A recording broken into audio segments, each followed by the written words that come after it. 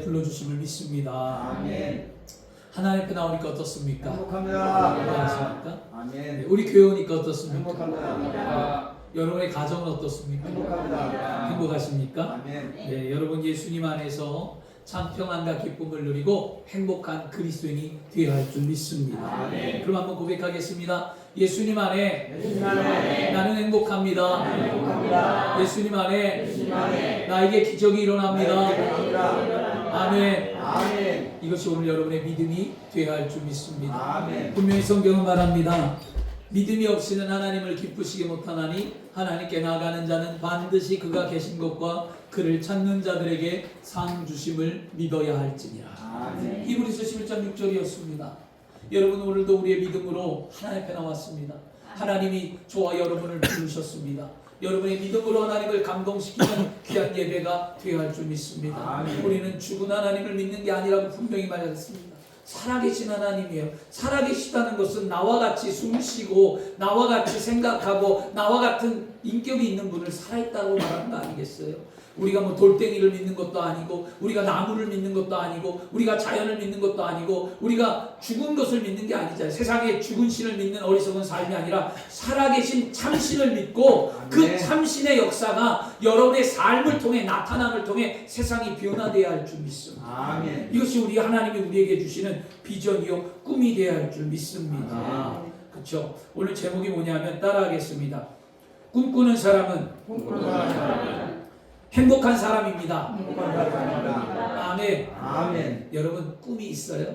아멘. 인생의 꿈이 있고 삶의 꿈이 있고 교회의 꿈이 있고 바라보는 소원이 꿈이 있습니까? 아니면 나 인생 왜 이렇지? 나는 그냥 살다가 죽지 이렇게 살지 뭐 매일의 삶에 아무 의미 없이 다람쥐가 쳇바퀴를 도는 그런 인생을 살고 있습니까? 오늘 우리의 믿음은 멀리 있지 않습니다. 여러분의 믿음이 살아있을 때 그 살아있는 믿음 속에 하나님이 역사하셔서 여러분에게 꿈을 주신 줄 믿습니다. 아멘. 저는 지난주에 우리 장기영 장로님 앞에 계시는데 장로님에게 큰 위로와 감동을 한번 받았습니다. 그리고 먼저 우리 장로님께 죄송하다고 먼저 사과를 먼저 드릴게요. 장로님 죄송합니다. 그건 뭐냐면 장로님 귀가 어두우세요. 어두우셔서 큰 소리로 얘기해야 들려요. 조그맣게 얘기하면 잘 안 들리세요. 그래서 큰 소리로 레벨을 올려야 되는데 그 소리가 다른 사람이 보기에는 안 좋아 보였던 것 같아요. 그래서 지난주 장로님과 대화하면서 장로님께 제가 소리를 높였는데 그걸 작은 아들이 보면서 그렇게 얘기했대요. 아빠가 장로님 야단치는 거냐고.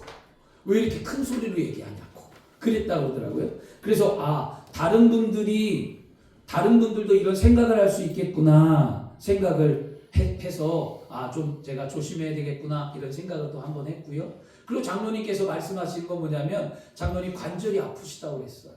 관절이 너무너무 아프다고 기도를 해달라고 해서 제가 이런 말씀을 드렸어요. 장로님 관절이 아프면 박수도 좀 천천히 치세요. 이렇게 세게 치지 말고 그러면 손도 아프다. 그러면서 제가 한 가지 부탁을 했어요. 뭐냐면 장로님 제가 음치에다 박치라서 장로님이 박수를 이렇게 치면 박자를 제가 장로님 박자에 따라가니까 천천히 쳐주세요. 그랬어요. 제가 그랬더니 장로님이 얼마나 겸손하시던지 제가 말했다고 그 말을 순종을 하더라는 거예요. 수요 예배 딱 오셨는데 수요 예배 와서 이제 예배를 드리는데 앞에 앉았는데 박수를 이렇게 치시는 거예요. 항상 이렇게 치시는 분이 이렇게 치는데 그 모습을 제가 가만히 보면서 뭘 느꼈느냐? 참 순종자라고 겸손하신데 안타까움을 느꼈어요. 뭐냐면 연세 이제 얼마 안 남으셨는데 마음껏 하나님 앞에 찬양하시고 마음껏 예배하고 그러다가 천국을 가는 게 맞지 내가 뭐라고 또 이렇게 교회 분위기 맞춰서 하지 말라고 하는 건 아닌 것 같다라는 생각이 제 마음속에 들어왔습니다. 그래서 제가 좀 경솔했던 것 같아요.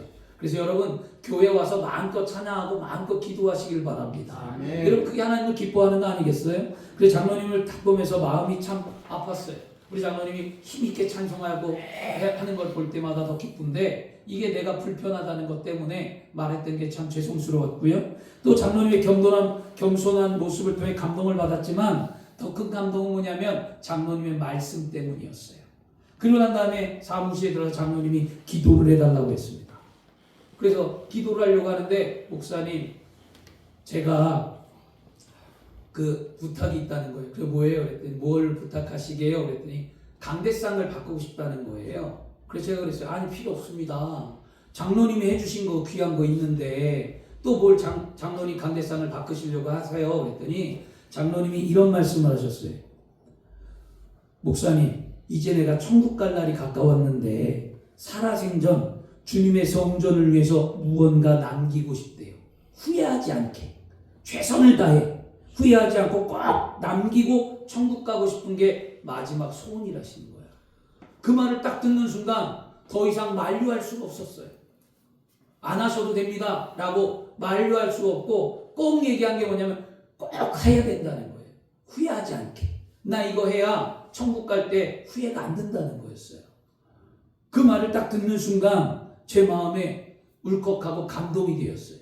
그리고 장로님의 기도 제목을 제가 알거든요. 교회가 부흥하기를 원하고, 그 다음에 목사님이 건강하기를 원하고, 사역 가운데 성도들이 복을 받기를 원하고, 항상 그것을 기도하며 1,000번째의 재단을 지금 쌓고 계시는데, 그러면서 제가 기도할 때 이런 기도를 해드렸어요.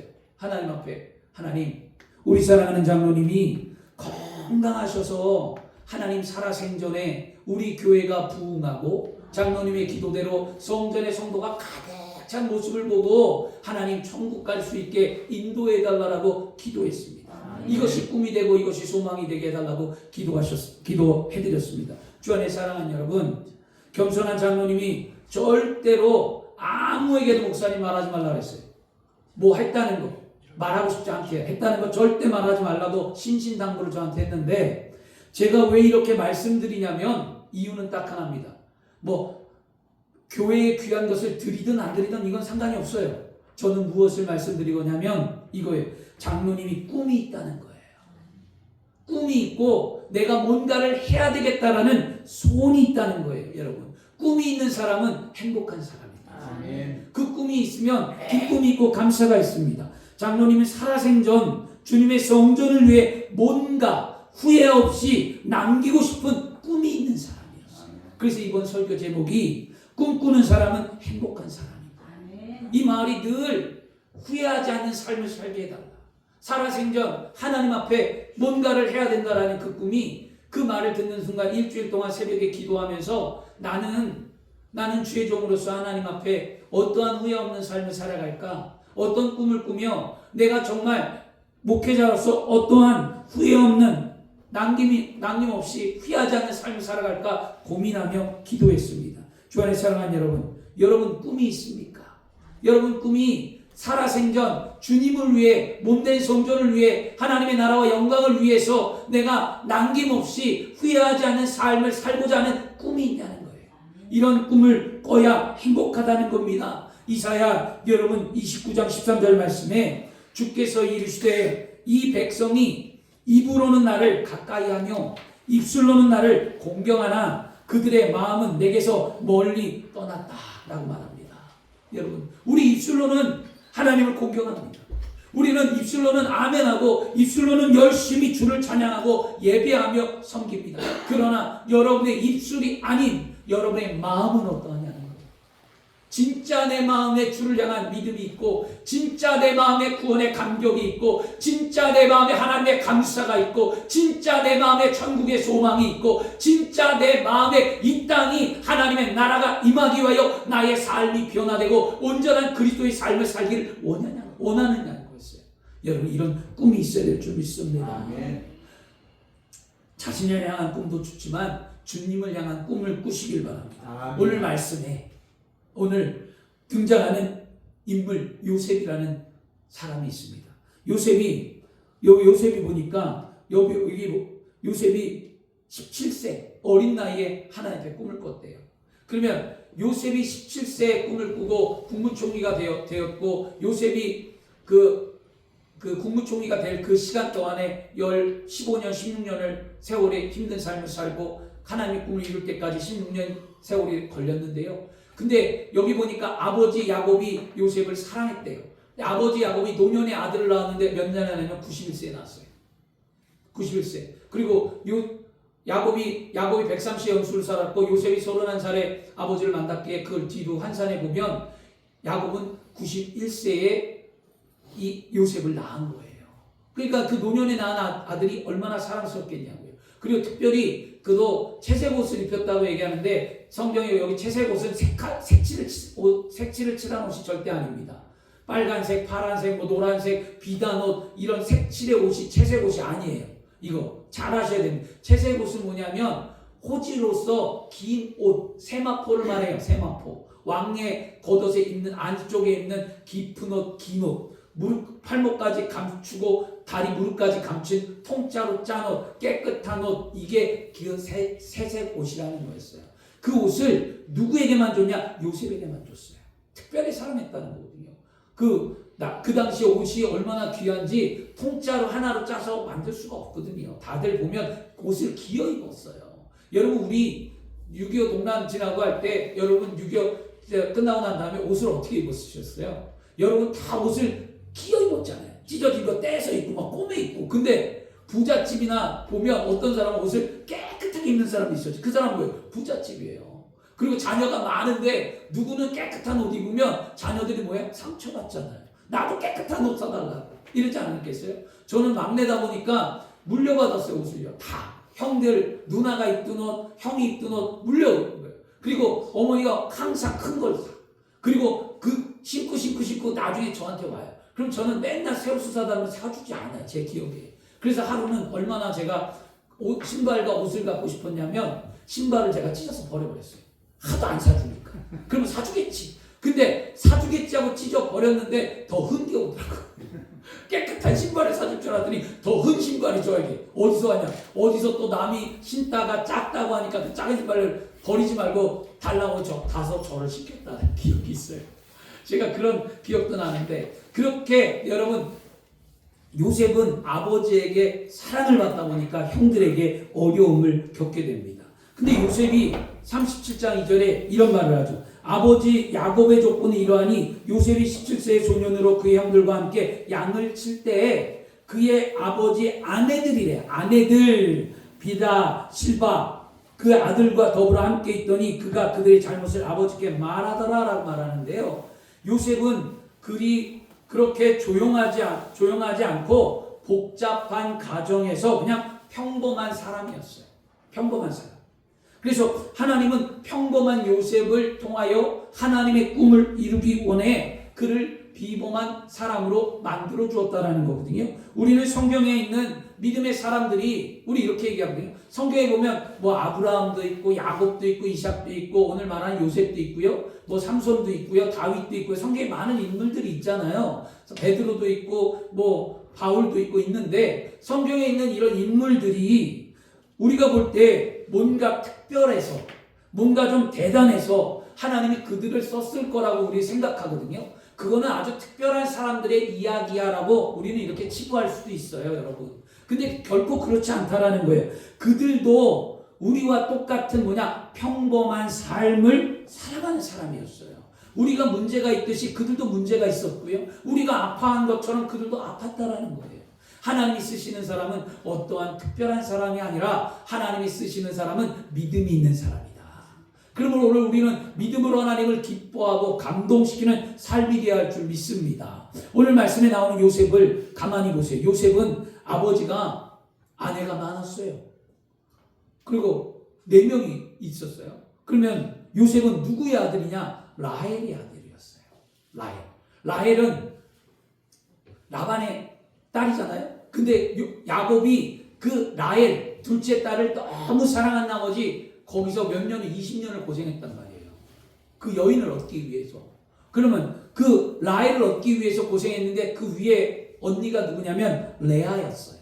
그래서 레아가 첫 번째 야곱의 부인입니다. 그 레아를 통해서 르벤, 시몬, 레위, 다윗, 유다, 아스가, 스불론이 나왔고요. 그 다음에 그 레아의 종이 하나 있었어요. 그게 뭐냐면 여종 하나 실바가 있었는데 그 실바가 또 아이를 낳습니다. 그게 뭐냐면 갓과 아셀이었어요.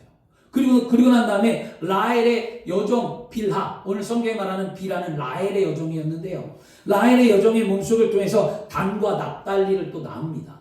그러고 난 다음에 마지막에 바로 11번째 라헬을 통하여 난 아들이 누구냐? 요셉이에요. 요셉. 그리고 마지막에 베냐민을 낳았거든요. 이렇게 해서 야곱의 12지파가 생겼는데 오늘 말씀에 요셉은 형들의 잘못을 어떻게 했다고? 아버지께 쪼르륵 가서 이르는 자였어요. 아버지, 형들이 이거 잘못했어요. 이렇게 말하는 거예요. 요셉이 저하고 비슷한 점이 있긴 있어요. 제가 고자질을 좀 잘하는 스타일이긴 한데 우리 형도 이르고 누나도 이르고 어렸을 때 많이 일렀던 것 같아요. 왜? 이르면 칭찬받으니까. 제 기억에 이게 참 잘못된 건데요, 여러분. 그러니까 잘 가르쳐줘야 돼요. 뭔가 무조건 뭘 하면 잘했다 하면 그 잘한 것이 마음에 딱 새기면 아 이렇게 하면 칭찬을 받는구나 한번 마음에 각인이 되고 생각이 되면 그거를 계속합니다. 그래서 저는 어렸을 때 부모님이 칭찬 한마디 해줬어요. 아 잘했네. 그래? 아이고 형이 그랬어? 혼내줘야 되겠네? 나쁜 짓 했구나? 알았어. 아이고 잘했네. 이 말 한마디가 부모에게 칭찬받으니까 계속하게 되는 거죠. 이르고 먼저 이르고 엄마 형이 담배 폈대. 엄마 형이 술이 먹었대. 막 이러는 거죠. 엄마 누나 남자친구 생겼대. 막 이러는 거죠. 그러면 형과 누나는 뭐라고 했냐면 저 새끼 눈에 띄면 안 된다는 거예요. 지금 고자질이 다 들어간다고. 그래 말을 안 하고 항상 피해 다녔던 거. 근데 피해 다닌다고 제 눈에 안 띄냐고요. 제 눈에 다 띄어요. 우리 형이 오토바이를 타고 다녔습니다. 그 당시에. 그 야마 오토바이 큰 거, MX 큰 걸 오토바이 타고 다녔는데 오토바이 타지 말라고 그렇게 얘기했는데 오토바이를 사갖고 멀리 그것도 오토바이 탄 다음에 저기 주차장에다가 월대 돈도 많아요. 고등학생이. 월대를 내고 월대를 내고 숨겨갖고 타고 다녔어요. 근데 제가 학교 가는데 버스 타고 있는데 누가 부릉 하고 끼리 하고 섰습니다. 버스 옆 탔는데. 딱 보니까 저희 형이에요. 너 혼자 탔느냐? 뒤에 여자도 태웠더라고요. 그 여자가 지금 형수님 되었다는 거죠. 그 여자를 태웠는데 그걸 보고 제가 집에 가서 일렀죠. 엄마 글쎄 형이 오토바이를 탔대. 그래갖고 또 우리 형님은 아버지하고 어머니한테 뒤지게 맞았고 저는 칭찬받고 상받았고. 그 어렸을 때 그런 이야기인데 그렇게 되면 뭐가 생기냐? 가족이 뭐가 생겨? 갈등이라는 게 생겨요. 그렇죠? 아내와 남편이 왜 싸울까요? 자녀가 말한 것 때문에. 아빠 오늘 엄마가 집에 없었어. 엄마 아빠가 내가 보니까 저기 가는데 어떤 여자랑 걸어가던데 그 여자가 누군지도 모르고 걸어가는데 그 말 한마디에 엄마는 속상한 거죠. 이런 일들이 저도 있었던 거거든요. 이런 가족의 갈등은 그런 일 때문에 생겨요. 요셉은 더욱 어떻게 하냐? 그것 때문에 미움을 받았다는 거예요. 성격 때문에. 이렇게 모난 성격을 하나님은 쓰셨다라는 거거든요. 여러분들이 성격이 잘나서 예수 믿은 거 아니잖아요. 여러분들이 뭐 대단해서 예수 믿는 거 아니잖아요. 우리 진짜 볼품 없고 우리 성격 세상적으로 볼 때 그렇게 좋은 성격 아니에요. 예수 믿는 사람들 성격 좋은 성격 아니에요, 여러분 다. 그런데 예수를 믿고 좋은 성품으로 변화됐던 거죠. 오늘 예수님의 성품이 우리의 인격이 되게 해달라고 그러잖아요. 이게 믿음이에요, 여러분. 그리스도인들은요, 세상에 모난 성격을 갖고 태어났지만 예수를 믿고 구원을 받고 하나님의 자녀가 되었다라는 것은 예수 그리스도의 성품을 닮아가는 거예요. 예수의 성품을 닮아 아름다운 열매를 맺는 게 우리의 삶이에요, 여러분. 그러므로 우리 착각하시면 안 돼요, 여러분. 그러므로 내가 연약하다고 고백하고 여러분들의 성격이 변화됨을 통해 아름다운 열매를 맺으시기를 바랍니다. 주 안에 사랑하는 여러분, 이렇게 요셉은 복잡한 갈등 속의 관계 속에 태어났는데요. 여러분 처해 있는 현실이 지금 요셉과 같은 현실은 아닌지, 아니면 가정 속에 여러분 갈등은 없습니까? 아니면 여러분의 삶 속에 마음이 복잡하게 하는 여러 가지 이유가 존재하고 있지는 않습니까? 그렇다면 오늘 말씀을 잘 기억하시길 바랍니다. 그 말씀을 통해 위로를 받고 믿음이 무엇인가를 깨닫고 여러분이 하나님의 꿈을 꾸는 그리스도인이 되어야 할 줄 믿습니다. 하나님의 나라와 주님의 일에 대한 꿈은 아주 특별한 사람에게 주지 않았어요. 그냥 평범한 사람 가운데 믿음이 있는 사람에게 주었다는 거죠. 사사기에도 보면 가장 연약한 누구의 기드온이에요. 지파도 작고 그 다음에 성격도 소극적이고 정말 연약한 평범한 삶을 살아가고 있는 기드온을 하나님은 택하여 이스라엘 민족을 구원하는 도구로 쓰셨다라는 거예요. 가장 연약한 우리를 하나님이 들어 사용하셔서 예수를 믿게 하고 구원받게 하며 우리를 통해 하나님의 나라와 영광을 나타내게 하신다는 것을 우리는 반드시 알아야 될 줄 믿습니다. 오늘 살아계신 하나님께서 저와 여러분들에게 꿈을 주시며 그 꿈을 이룰 수 있도록 만들어 주신 줄 믿습니다. 왜냐하면 우리는 예수 믿고 구원받은 하나님의 자녀라는 거예요. 그러므로 잊지 마십시오. 이사야 43장 21절에 이 백성은 내가 나를 위하여 지었나니 나를 찬송하게 하려 함이라. 여러분, 우리의 목적은요, 하나님이 나를 만든 목적, 하나님이 나를 구원한 목적 다 뭐예요? 하나님의 영광됨을 나타내기 위함이라는 거예요. 그러면 매일의 삶에 나는 하나님의 영광을 드러내고 있는가를 늘 점검해 봐야 돼요. 이게 믿음이에요, 여러분. 믿음이 뭐냐면 내가 하나님의 목적대로, 하나님의 나를 창조한 목적대로 내가 그의 삶을 합당하게 살고 있는가를 바라보는 게 믿음이에요. 거기서 그렇게 살지 못한다면 예수 그리스도 이름으로 회개하고 돌아와 하나님의 은혜를 구하는 삶을 사는 거고요. 그런 삶을 살고 있다면 감사하고 그의 삶을 통해 열매를 맺는 삶, 이게 믿음이에요. 아멘. 그런 믿음의 소유자가 다 되어야 할 줄 믿습니다. 아멘. 하나님의 꿈을 소유한 사람은 분명히 아십시오. 평범한 삶에서 비범한 삶이 되는 거예요. 예전에는 예수를 믿기 전에는 평범한 삶, 세상에 속한 삶이었지만 예수를 믿고 하나님의 전에 들어온 이상 이제는 거룩한 삶, 비범한 삶, 하나님의 꿈을 이루는 그리스도의 삶이 되었다는 거예요. 그러므로 꿈을 꾸시길 바랍니다. 하나님을 향한 꿈을 갖기를 바랍니다. 그렇죠? 그렇게 되시길 바라고요. 37장 5절에 말씀합니다. 요셉이 꿈을 꿨대요.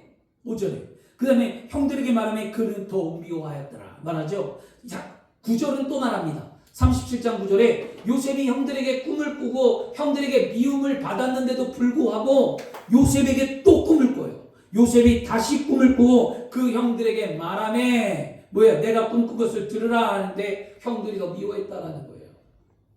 주 안에 사랑하는 여러분, 꿈꾸는 사람은 언제나 행복한 사람이에요. 하나님이 꿈을 주니까 요셉이 너무 기쁜 거예요. 이게 어떻게 두 가지 측면으로 볼 수 있는데, 자신의 교만 때문에 요셉이 형들에게 자랑했다라는 성격일 수도 있고요. 이거는 인간적인 것. 인간적으로 볼 때는 요셉은 형들한테 자랑하는 거예요. 난 이런 꿈을 꿨어. 나는 이래. 나는 아버지께 칭찬받으니까 난 이런 꿈들이 꿨다라고 막 인간적으로는 자랑을 하는 꿈의 모습이었지만, 하나님 편으로 믿음으로 볼 때 요셉이 왜 꿈꾼 것을 말했는가를 봐야 돼요, 여러분. 인간적인 모습으로 보지 말고 하나님의 시각으로, 믿음의 시각으로 본다면 요셉은 왜 형들에게 자신의 꿈을 말했을까요? 미워할 걸 알고도, 형들이 싫어할 걸 알고도, 자신의 삶이 힘들 걸 알고도 그는 자신이 하나님이 주신 꿈을 말했다라는, 이게 중요한 거예요. 여러분, 우리가 예수를 믿고 구원을 받아 하나님의 자녀가 되어서 세상에 복음을 말한다라는 것, 세상에 그리스도인이라고 말한다라는 것, 예수를 믿으라고 말한다라는 것이 세상 사람들에게 핍박과 환난과 어려움과 미움을 받을 수 있는데도 불구하고 우리가 왜 말해야 할까요? 그게 분명하기 때문에. 그게 우리의 믿음이에요. 요셉은요, 자신의 꿈이 분명하기 때문이었어요. 하나님이 주신 꿈이라는 확신이 있었기 때문이었어요. 여러분들 이걸 오늘 잘 좀 살펴봤으면 좋겠습니다. 요셉이 꿈을 꾸고 말할 때 요셉은 하나님이 주신 꿈이 분명하다라고. 하나님이 주신 꿈은요, 여러분, 반복된 거예요. 한 번의 꿈을 하나님의 꿈으로 착각하시면 안 돼요. 어쩌다 한 번 꿈꾼 것 같다가 하나님의 꿈이야, 하나님이 비전을 줬어, 이렇게 말하면 안 됩니다. 하나님이 주시는 꿈은요, 생각이 명료하고 잊혀지지가 않고 1년이 돼도 2년이 돼도 3년이 돼도 10년이 돼도 변하지 아니하며 그 꿈이 생생하게 하나님 주신 꿈이에요. 그리고 그 꿈은 한 번 꾸지 않습니다. 내용과 방법이 다르게 똑같은 모양으로 꿉니다. 요셉이 그 11별단이 절하는 꿈을 꿨잖아요. 여기서 절을 했다라는 거고요. 그 다음에 해와 달과 별들이 절을 했다라는 거예요. 이게 중요한 거예요. 절을 했다는 내용이 똑같잖아요. 모양은 달라도 이게 하나님 주는 꿈이에요. 여러분, 이거 잊어버리지 마시길 바랍니다. 성경에도 보면요, 사도행전 10장에 보면 사도 바울이 나오잖아요. 사도 바울이 복음을 증거할 때 그가 그 은혜가 있어서 이제 복음을 막 증거하려 하는데 하나님 환상 가운데 사도 바울이 나타나서 누구냐면 고넬료라는 이방인의 가정에 가서 복음을 증거하라는 거였어요. 근데 그 환상 가운데 그 사도 바울이 안 간다라는 거예요. 하나님이 깨끗하다고 한 것을 사도 바울이 안 먹는 거예요. 부정하다고. 그러니까 하나님 말씀하시길 내가 깨끗하다고 했는데 왜 너는 내 말을 안 듣냐는 거였어요. 이거 누구냐면 이방인에 가서 복음을 증거하라는 거였어요. 이방인들은 그들은 상종하지 않았단 말이에요. 그런데 결국 하나님이 주시는 꿈을 통하여 사도 바울은 고넬료의 가정에 가서 복음을 증거하고 고넬료의 가정을 구원의 길로 인도하는 역사를 만들었습니다. 이게 꿈꾸는 자의 모습이었어요.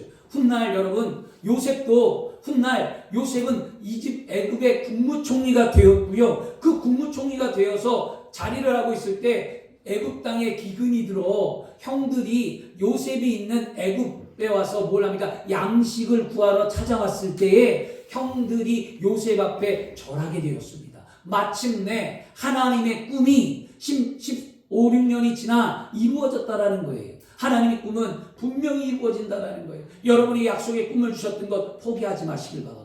자녀를 향한 하나님의 꿈, 인생을 향한 하나님의 꿈, 교회를 향한 하나님의 꿈, 여러분의 삶에 예수 믿고 구원받아 하나님의 자녀가 된 그때로부터 지금까지 믿음의 삶을 살아가면서 하나님이 나에게 주신 꿈을 무엇인가를 생각하고 그 꿈을 향하여 오늘도 믿음의 걸음을 옮기시길 바랍니다. 저는 분명한 꿈이 있어요. 여러분 30명의 기도 용사와 300명의 재직과 3000명의 성도가 우리의 비전이고 우리의 꿈인데 이것이 사람들이 말하면 웃지요. 사람들이 말하면 믿지 못하죠. 어느 세월이냐는 거죠. 그러나 분명하서 두려워하지 말고 믿기만 하는 하나님의 약속의 말씀이 있었고 그게 비전이었고 꿈이었기에 이루어집니다. 여러분 그 꿈을 이룰 때까지 우리 함께 기도하며 함께 지어져가는 아름다운 공동체가 되어야 할 줄 믿습니다. 아멘. 이게 구원의 간격이에요. 아멘. 이게 예수 믿는 삶이었어요. 여러분 그런 삶이 좀 되기를 바라고요. 요셉은 꿈을 생각하며 그것이 이루어지는 미래를 바라보고 선포했습니다. 요셉은 형들에게 자신의 꿈을 용기 내어 말했습니다. 여러분은 어떤 꿈이 있습니까? 어떤 것을 말할 거냐고요? 지금 나의 부족함 현실 때문에 작아지겠습니까? 하나님을 믿는다면 꿈을 선포하시길 바랍니다. 하박국 2장 4절에도 말씀합니다. 그의 믿음으로 말미암아 살리라.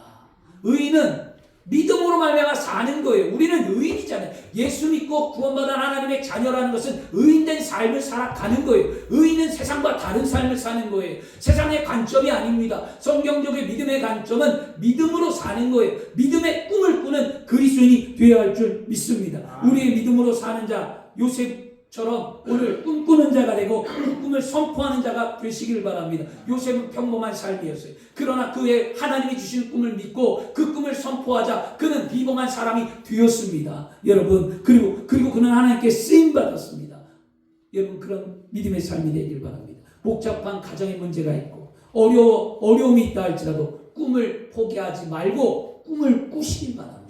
꾸는 자와 꾸지 않는 자는 차원이 달라요. 여러분 믿음으로 꿈을 꿔야지 아이고 현실에 입각하여 꿈을 절대 못 꾼다 그러면 그 자리에 머물러 버립니다. 저는 그런 인생 살지 말라는 거예요. 하나님을 그렇게 믿지 말라는 거예요. 하나님 앞에 믿음을 가졌으면 그의 꿈은 이루어진다.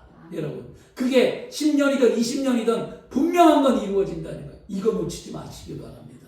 저는 분명히 여러분과 함께 꿈속에서 여러분 하나님의 꿈을 이루고 그 축복이 우리의 교회 위에 넘쳐나고 여러분의 삶에 넘쳐나기를 축원합니다. 우리 장로님이 꿈을 꿨잖아요. 마음의 꿈을 갖고 교회 위에 나는 살아생전 이것을 하리라. 이런 믿음의 꿈. 여러분 간직하셔야 되지 않을까요? 이제 앞으로 여러분 저는 이런 걸 원한다라고 했습니다. 우리가 교회가 나아지고 이전을 하고 교회가 세워지고 여러 가지 여러분의 꿈이 있을 때 여러분 성도들에게 절대로 짐을 지어주고 싶은 마음이 없어요. 저는.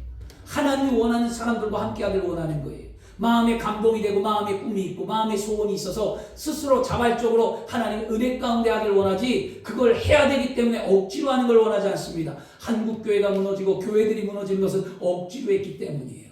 없는 형편에 믿음으로 한다고 억지로 했던 교회들이 거의 다 무너졌어요. 그렇게 하고 싶지 않고요. 우리는 같은 꿈을 꾸고 같은 믿음에 안에서 같은 마음으로 함께 나누며 함께 사랑하고 함께 기도하여 이루기를 원합니다. 그러려면 우리는 꿈을 꿔야만 합니다.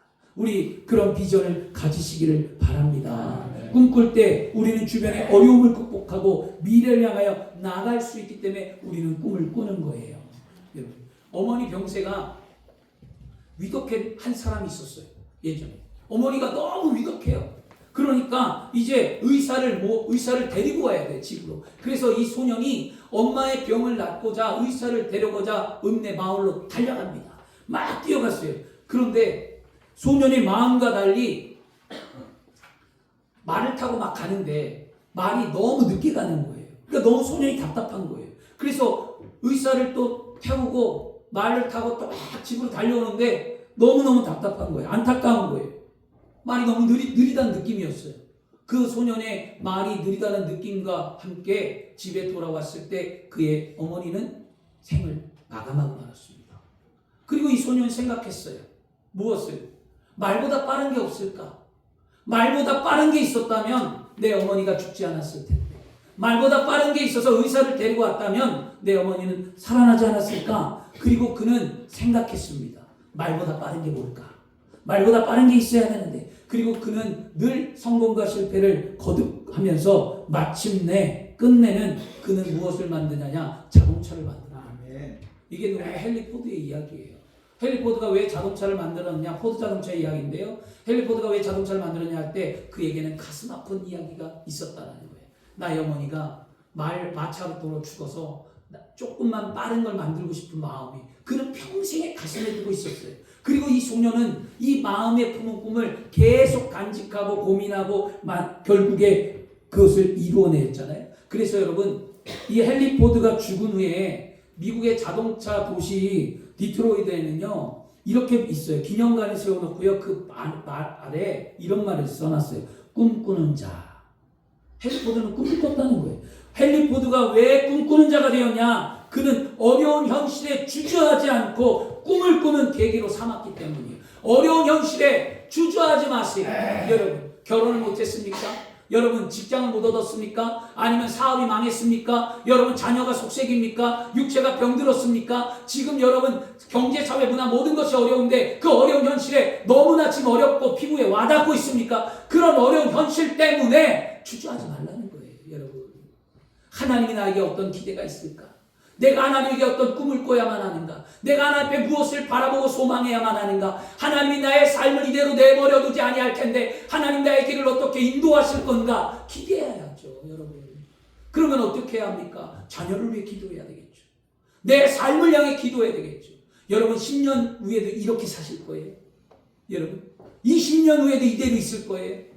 여러분, 말년에 노년에 정말 여러분 이렇게 사실 거예요. 자녀들에게 무엇을 남겨줄 거냐고요. 믿음 외에 어떠한 열매를 남길 거냐고요. 믿음이 하나만 남겼다고 말하지 마세요. 믿음에 향한 열매를 남기는 게 그리스도인이에요, 여러분. 나 잘 믿었어, 나 잘 믿는 믿음이 있었어가 아니라 그 잘 믿은 믿음의 열매를 남기는 삶이 돼야 자녀들이 여러분을 보고 하나님의 살아계심을 믿고 가잖아요. 그렇죠? 여러분, 분명한 겁니다. 앞으로 여러분 많은 꿈을 꾸고 달라져야 됩니다. 주 안에 사랑하는 성도 여러분, 꿈꾸는 사람이 하나님의 사람입니다. 포기하지 말고 현실에 안주하지 마십시오. 저 또한 여러분 믿음의 꿈이 있기에 여러분 힘들고 어렵지만 주님이 원하는 이 길을 걸어가는 거예요. 믿음의 꿈이 있기 때문에. 그리고 어려움 속에 믿음을 포기하지 않고 믿음의 꿈을 잃어버리지 않는 그 사람을 향하여 하나님은 꿈꾸는 하나님의 행복한 사람이라는 거예요. 여러분, 오늘 정말 행복한 사람이 되려면 하나님이 주시는 꿈을 갖고 그 꿈 아래 예수 그리스도의 인격을 닮아가고 성령님이 함께함을 통해 우리의 삶을 변화시켜야 될 줄 믿습니다. 그러므로 우리들의 가정에서 주어진 삶의 모습에서 때로는 세상에 다가오는 어떤 어려움에서도 믿음을 포기하지 말고 다시 예수 그리스도를 믿는 믿음으로 일어나기를 축원합니다. 그리고 난 다음에 어떻게 해야 되냐? 여러분, 날마다 선포해야만 합니다. 따라하겠습니다. 날마다 선포하자. 아멘. 선포한다는 건 날마다 기도해야 돼요. 아멘. 바라보고 소원하고 꿈꾸고 기도하시길 바랍니다. 요셉이 37장 5절에 분명히 말하죠. 요셉이 꿈을 꾸고 자기 형들에게 말하매 라고 얘기합니다. 요셉은 어떻게 하나님이 주시는 꿈을 만들 수 있었을까? 요셉이 어떻게 주인공이 됐냐는 거예요. 그건 뭐냐면 그 분명히 요셉은 자신의 꿈을 부끄러워하지 않았어요. 부끄러워하지 않으니까 형들에게 말하는 거 아니겠어요? 부끄러워하지 않으니까 미움을 받을 걸 알고도 말하는 거 아닐까요? 여러분, 예수를 믿고 구원을 받은 하나님의 자녀, 여러분, 하나님이 나와 함께 한다는 것, 내 안에 믿음이 있다는 것, 내가 정말 그리스도인이라는 것, 여러분이 부끄러우면 말 못해요. 여러분, 솔직히 부끄러우면 어디 가서 떳떳하게 그리스도인이라고 말 못합니다. 그러나 부끄러움이 없고 내가 진짜 하나님이 나와 함께하는 믿음의 확신이 있는 자들은요, 말해요. 누가 뭐래도 말합니다. 여러분, 오늘부터 달라져야만 합니다. 우리 교회가 달라지려면요, 여러분의 말이 달라지고 여러분의 입술을 열어야만 합니다. 아멘. 나는 그리스도인이라는 것. 그래서 로마서 10장 10절에 말씀합니다. 사람이 마음에 믿어 의에 이르고 입으로 신하여 구원에 이른다. 분명 우리의 믿음으로 선포하면 우리의 삶에 뭐가 일어날까요? 기적은 일어납니다. 믿음의 선포는 기적을 만들어요. 꿈은 그 꿈을 꾸는 자의 것이에요. 꿈은 그 꿈을 꾸는 자, 저와 여러분의 것입니다. 아무리 여러분 좋은 성적과 환경과 재능을 가지고 있다 할지라도 꿈꾸지 않으면 아무 소용없는 겁니다. 환경이 어렵고 힘들어도 꿈을 꾸는 자가 그 꿈을 이루어내는 겁니다. 요셉이 그랬잖아요, 여러분. 요셉은 꿈을 꾸고 그 꿈을 성취했고 그 꿈을 믿었고 그 꿈을 주장한 자였습니다. 5절과 9절에 요셉은 계속해서 꿈을 가지고 자기 형들에게 말했다라고 말하고 주장했다고 말합니다. 왜일까요? 자신의 꿈을 믿었기 때문이에요. 여러분 말씀을 믿습니까? 여러분 믿음이 있습니까? 여러분 예수 그리스도의 십자가 은혜를 알고 구원을 받은 하나님의 자녀들이십니까? 여러분을 향한 하나님의 계획과 꿈이 있다고 믿으십니까? 그렇다면 여러분은 선포해야만 합니다. 그렇죠? 아인슈타인 말합니다. 당신의 상상력은 당신이 살게 된 멋진 인생을 미리 말해주는 영화 예고편과 같대요. 마음껏 상상하는 건 죄가 안 되잖아요. 얼마나 좋아요, 여러분. 마음껏 상상하세요. 자녀에 대해서, 아내에 대해서, 남편에 대해서, 교회에 대해서, 미래에 대해서 막 그려보고 또 지었다가 스케치했다가 또 지었다가 이렇게 행복한 거지. 그리지도 않고 스케치도 없고 아무것도 없는 사람, 이거만큼 비참하고 이거만큼 힘든 인생이 없어요. 그러면 우리에게 뭐가 오냐? 외로움이라는 게 와요. 인생이 막 덧없어지고 외롭고 지치고 혼자인 것 같고 이렇게 사는 게 너무 비참한 것 같고 너무나 고통스럽습니다. 그런 삶 살지 마세요. 예수 믿는 삶은 달라져야만 합니다. 주 안에 사랑하는 여러분, 예수 그리스도를 통한 우리는 뭘 얻어요? 특별한 은혜가 있다는 거예요. 그 은혜가 무엇입니까? 예수 그리스도의 십자가로 구원을 받은 하나님의 자녀라는 은혜예요. 그래서 요한복음 1장 12절과 13절에도 영접하는 자, 곧 그 이름을 믿는 자들에게 하나님의 자녀가 되는 권세를 주셨으니 이는 혈통이나 육족이나 사람의 뜻으로 나지 아니하고 오직 하나님께로부터 난 것이다. 하나님께로 온 거예요. 그러면 나를 향한 하나님의 사랑이 존재하고 나를 향한 하나님의 계획이 있고 나를 향한 하나님의 뜻이 있다는 거잖아요. 그걸 믿어야 믿음 아니겠습니까? 아멘. 그것을 오늘도 펼치시길 바랍니다. 그러므로 하나님의 자녀라는 사실 믿음이 흔들리지 않기를 축원합니다. 반드시 그 믿음 안에 성취되어야 할 줄 믿습니다. 또한 분명히 하나님의 자녀로서 믿음으로 무언가를 간절히 소망하고 그 소망함을 통해 이루어내기를 축원합니다. 그것이 하나님의 꿈이었어요. 그게 꿈꾸는 자예요. 결론을 내리겠습니다. 주 안에 사랑하는 여러분, 분명 믿음의 꿈을 꾸는 사람은 어떤 사람이요? 행복한 사람이에요. 따라하겠습니다. 믿음의 꿈을 꾸는 사람은 행복한 사람이다. 아멘. 아멘. 왜 믿음의 꾸는 자가 행복하냐? 요셉의 일대기를 보라 했어요. 요셉은 분명히 말하죠. 평범한 나를 하나님이 꿈을 주시고 비범한 하나님의 사람으로 만들기 때문에 행복한 거예요. 여러분 이제 절대로 여러분 하찮게 보지 마세요. 절대로 비관하지 마세요. 절대로 여러분 스스로 낙관하지 마세요. 여러분은 하나님께서 평범한 삶에서 비범한 삶으로 만든 겁니다. 그러므로 여러분은 위대한 하나님의 사람들입니다. 그러므로 여러분은 위대한 하나님의 창조의 걸작품입니다. 그러므로 여러분을 통해 하나님이 이루어야 될 놀라운 일들이 계획되어 있다는 것을 믿으시길 바랍니다. 그렇죠? 그 다음에 하나님이 주시는 꿈은 평범한 사람을 쓰시는 위대한 하나님의 능력이라는 거였어요. 그리고 그 주시는 꿈을 믿음으로 말할 수 있기 때문에 우리는 행복한 사람이에요. 믿음으로 말하시길 바랍니다. 오늘 말씀을 통해 그러면 내 삶을 점검해 보기를 원합니다.